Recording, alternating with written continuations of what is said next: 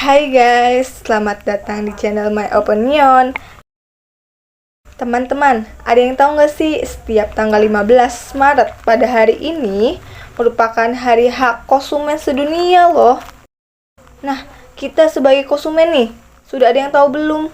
Apa sih hari hak konsumen sedunia itu? Dan apa pelajaran yang bisa diambil? Nah, bagi yang penasaran, simak penjelasan selanjutnya ya. Jadi, latar belakang Hari Hak Konsumen diadakan disebabkan pidato Presiden John F. Kennedy saat mengajukan pandangannya dalam Declaration of Consumer Rights di Kongres Amerika Serikat pada tanggal 15 Maret 1962.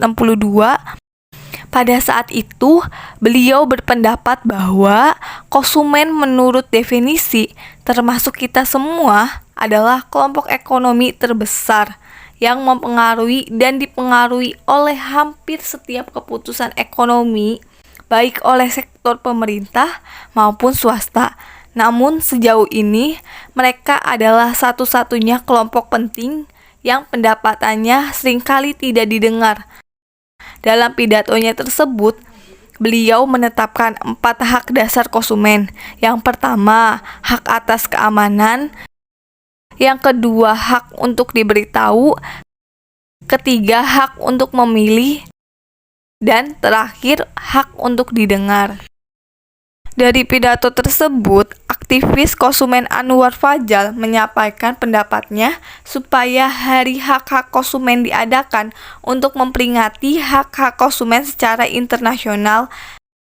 Kemudian, sebuah organisasi Consumers International sebagai Federasi Global Organisasi Konsumen yang independen melakukan penyelenggaraan Hari Hak Konsumen Sedunia atau World Consumer Rights Day untuk pertama kali pada tanggal 15 Maret tahun 1983. Dengan adanya peringatan Hari Hak Konsumen ini, supaya kita sebagai konsumen mendapatkan sebuah informasi yang diperlukan untuk membuat keputusan yang tepat. Nah, kira-kira begitu teman-teman, awal mula Hari Hak Konsumen diperingati.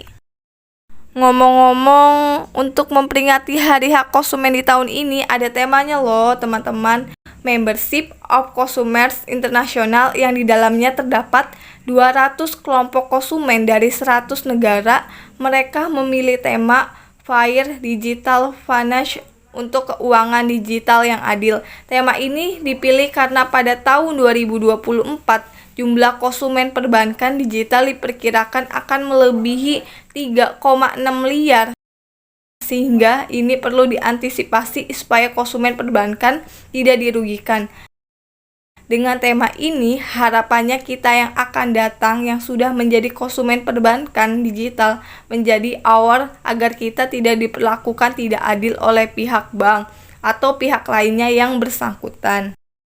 Di negara berkembang, termasuk Indonesia, perkembangan transaksi melalui digital telah meningkat 13%, yang tadinya 53% pada tahun 2014 menjadi 70% di tahun 2017. Pada tahun 2022, bukan tidak mungkin transaksi digital ini tidak akan meningkat, mengingat sudah ada beberapa bank di Indonesia yang menyediakan mobile banking bagi pelanggannya seperti BCA, BNI, BRI, dan lainnya. Transaksi digital juga lebih efisien sehingga banyak dari kita yang memanfaatkan kemudahan ini. Namun teman-teman perlu waspada dengan kemudahan ini, terutama bagi orang yang gaptek karena transaksi online ini resikonya besar loh. Banyak aplikasi yang mencuri data pribadi yang bisa digunakan untuk membobol akun mobile banking teman-teman. Dan baru-baru ini, NCC Group menemukan 4 aplikasi di Play Store yang terdapat malware berbahaya yang bernama Scarabot. Scarabot ini merupakan trojan perbankan yang dapat menyerang aplikasi mobile banking kita. Di dalamnya terdapat fitur yang mematikan, yaitu Automatic Transfer System ATS. Cara kerja fitur ini yaitu mentransfer uang dari rekening kita kepada hacker tanpa persetujuan kita, alias sembunyi-sembunyi. Dengan sistem yang bekerja alias otomatis, Sistem ini akan bekerja menirukan gerakan kita dalam menggunakan smartphone seperti menekan tombol, mengklik, atau dari gestur. Sehingga dari situ akan terdeteksi kita menekan tombol apa, mengklik apa. Yang lebih mengerikannya lagi, malware ini memiliki fitur keylogger yang dapat menyimpan ketikan kita ke server mereka. Otomatis ketika kita mengetikkan password, mereka akan mengetahui.